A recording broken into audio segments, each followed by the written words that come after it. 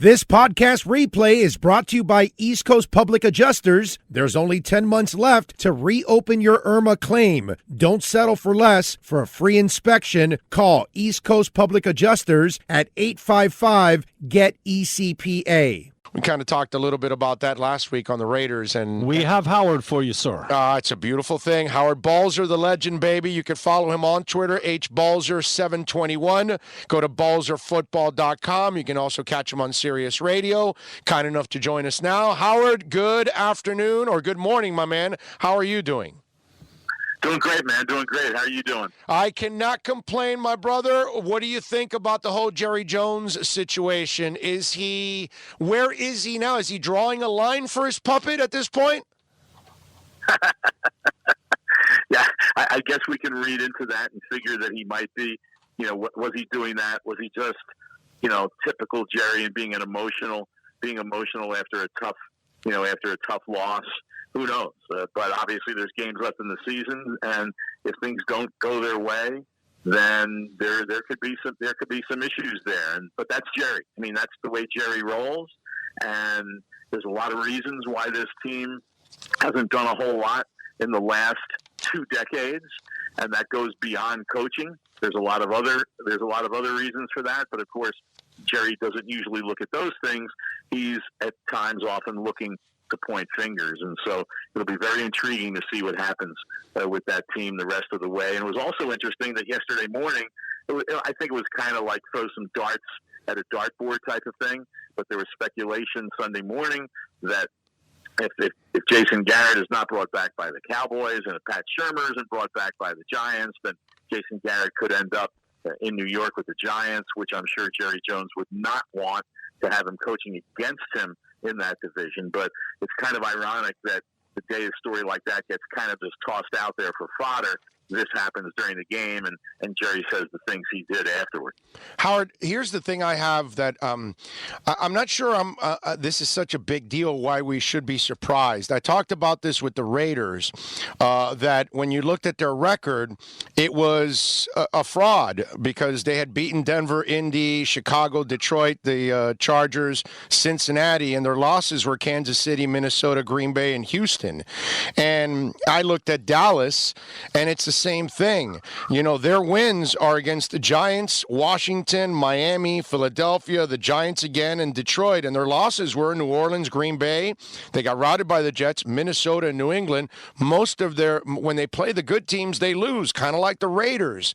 They were kind of frauds from the get-go. So I'm not sure why we should be surprised with the Cowboys because they really don't show up against the quality teams anyway. No, it's a good point, and I think you could say that and even go beyond just the Cowboys and the Raiders, especially with this year when there's so many teams at the bottom of the heap, if you will, with no wins or 1 or 2 or 3. There's a large number of teams that are not playing good football and find ways to lose games, and so somebody has to be beating those teams, and so I think that's just the way this season has gone, and it shows in how top-heavy the league is. When you look at all the teams in the NFC with 8 or 9 wins, and of course one with 10 in San Francisco, then the AFC you have New England with the number of wins they have, Baltimore with their wins. When you have that many teams with that many wins at this stage of the season, well, most of the time they're beating the bad teams, and that's kind of the nature of the National Football League. And so, now it's interesting too because the Cowboys' schedule coming down the stretch isn't easy, whereas the Eagles, who are really in problems now, and of course everyone always wants to blame it on the coach, blame it on the quarterback, but the Eagles have a whole lot of problems going on in the offensive line and a running back and a receiver, but of course everyone blames it on Carson Wentz. But bottom line is the Eagles, except for one game with the Cowboys, have a pretty easy schedule coming down to the stretch. So I'll tell you, I'm actually wondering if 8-8 doesn't win this division. It wouldn't surprise me if that happens. And so that's the nature of the NFC East. But like I said, man, it's the nature of the league this year because there does seem to be such an imbalance with the with the top teams and then so many at the bottom of the barrel. Well, Howard, they wanted parity. We've achieved mediocrity, actually, in this league.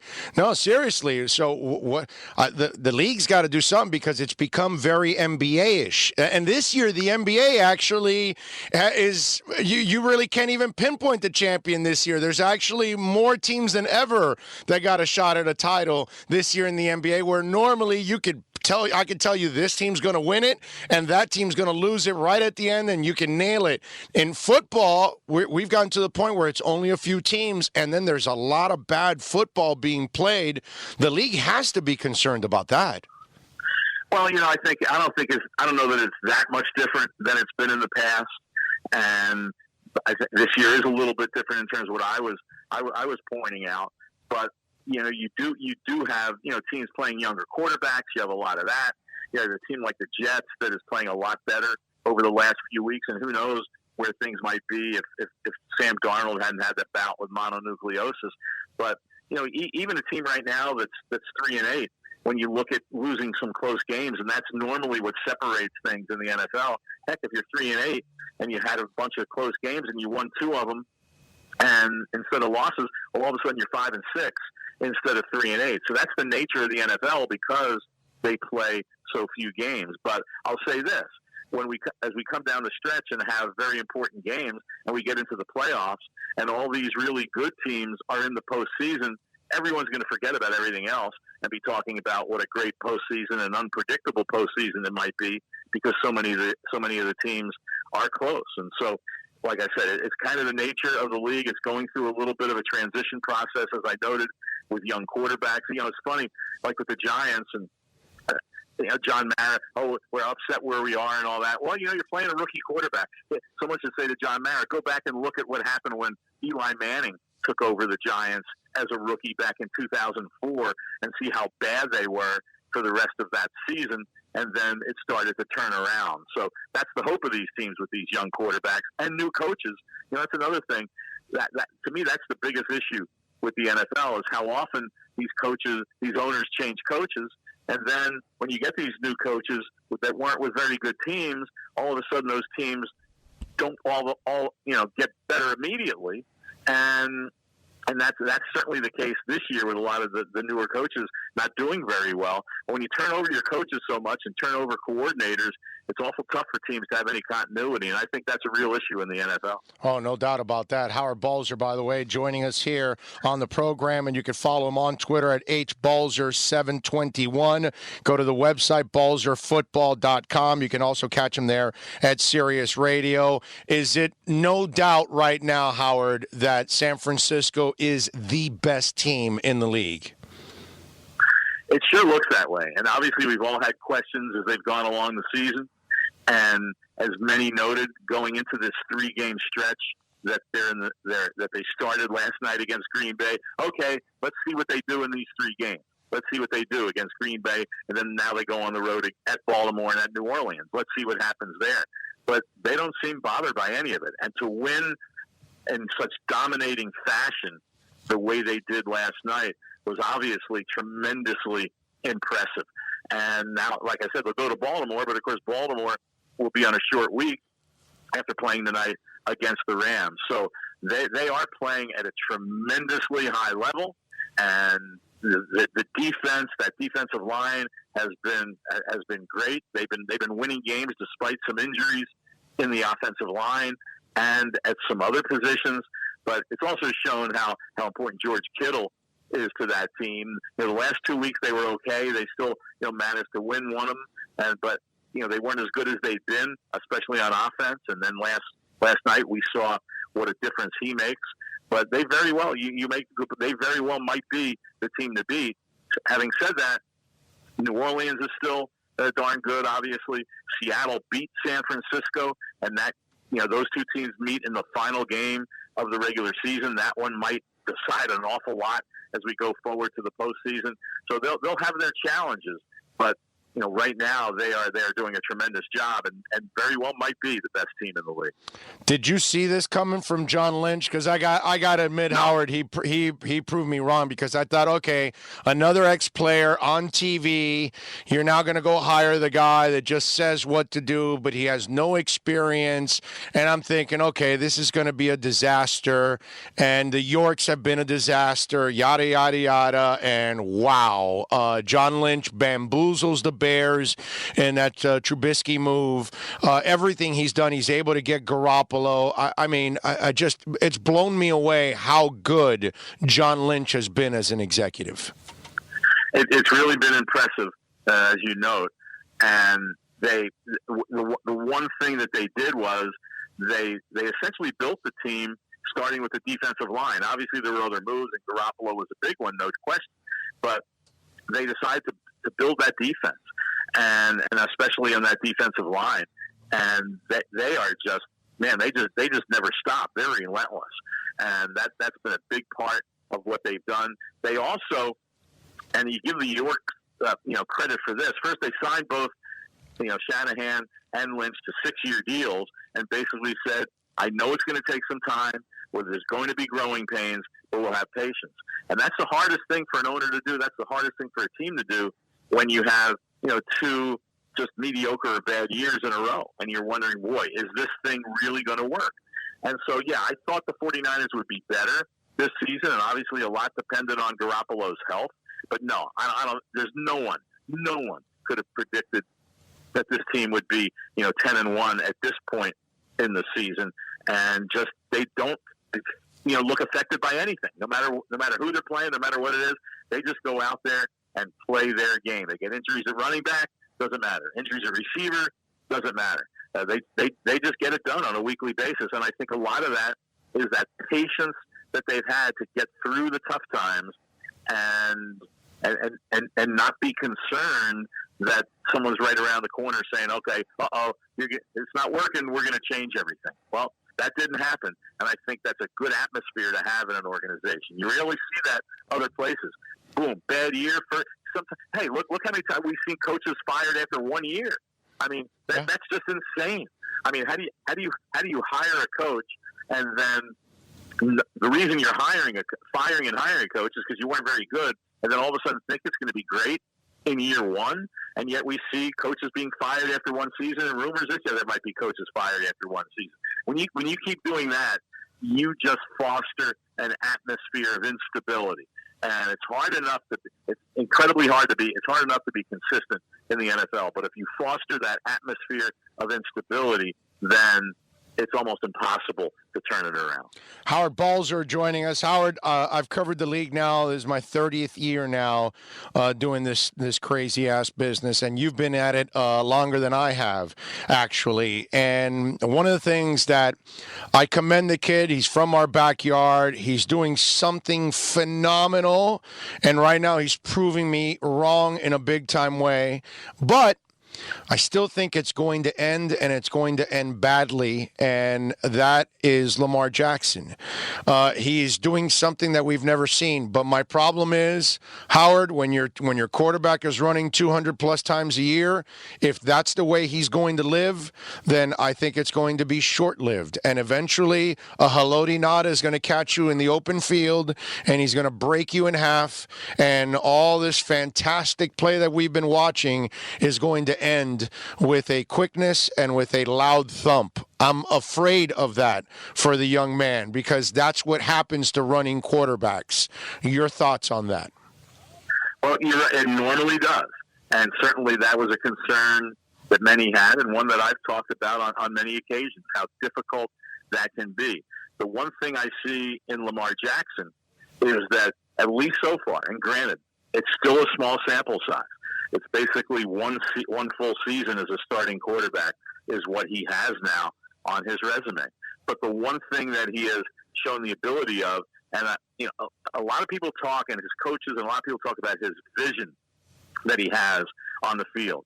And most people, when they hear that about a quarterback, the first thing they think of is throwing the football, finding the open guy, having a vision where to go with the ball. Well, the other part of the vision is when you run it. And he has this knack, at least so far, of avoiding that big hit because he does see the field so well, and he has the instinct either A, to avoid the hit, and then B, when to protect himself. And I think we've seen that with Russell Wilson. In some ways, it's similar. Now, Lamar Jackson, of course, has crazy athletic ability, which is a little bit more than Russell Wilson. But Wilson obviously has run it a lot during his career. He doesn't run it as much now as he did because he's gotten a bit older. But the fact is, he's done a very good job of protecting himself, knowing when to get out of bounds, knowing when to slide, knowing how to avoid those hits. Jackson appears to have that. Now, that doesn't mean that there won't be that one hit that's going to knock him out. But, hey, we see that if quarterbacks in the pocket get that one hit, and boom, they're out of the lineup. So I'm starting to come around and feel, hey, if he can keep up this way he plays, who knows? Maybe he can avoid it. Long run, who knows? It's a long career in the NFL is a lot of years, and certainly you hope that it doesn't happen for him. And the other thing he still has to prove is what will he do in the postseason when you're playing the best teams. And we saw last year how the Chargers knocked them out, but he's got the players around him. He's got a running game. He's got a lot of those things, and I'm very impressed from what I've seen so far. And we'll see if he's able to keep it up. But that protecting yourself is something he seems. It looks like he's very, very good at. Yeah, I fear it, man. I fear it. I wish he would stay in the pocket more and learn to beat people with his arm, because I think that's what will give him the longevity. I hope I'm wrong. I hope he is the freak of all freaks and can actually survive running that much. It'll be an interesting story. Howard, you're appearing here in the backyard of South Florida. That's where this show is originating from. So we have a lot of Dolphin fans listening. So I'm wondering your thoughts on how Miami's gone about their rebuild. I call it a rebuild. I don't really call it a tank, because I think they're rebuilding because they're going to use all their... See, I've been explaining to people that the Marlins are professional tankers. Mike Brown with the Bengals is a professional tanker. Donald Sterling, when he was around with the Clippers, those are professional tankers. Those are people that were never dedicated to winning. Miami's clearing everything out so they can spend it, because Lord knows that's all Stephen Ross does is spend money. So I call it a rebuild, a reset, but you can call it tanking or a reset. Your thoughts on what's going on down here? The one thing I'll only take exception to is, the Bengals is a team that obviously does not spend a lot of money, but a team that until recently was in the playoffs almost every year. I wouldn't call them, professional tankers. Now, of course, they're at a much different place, but they're not going to benefit as much because they don't have the draft capital to do what the Dolphins will have the ability to do. And so, but I agree with you. I hate the word tanking because that insinuates that the players and the coach don't care either and don't want to win. And that's the furthest from the truth. But what the front office obviously has done is say, hey, we are going to, whatever word you want to use, we're going to try to get as much draft capital as we can to rebuild this up. And the key, obviously, will be making the right choices. The one problem, the only problem I've had is when you have let young players go who could have very well been part of that building process. Yeah. Like Laramie Tunsil. Left tackles do not grow on trees. A playmaking defensive back like Minkah Fitzpatrick doesn't grow on trees. And granted, they were able to get a lot of draft capital from that. But are you going to get players just as good or better than those guys with those choices? And so that remains to be seen.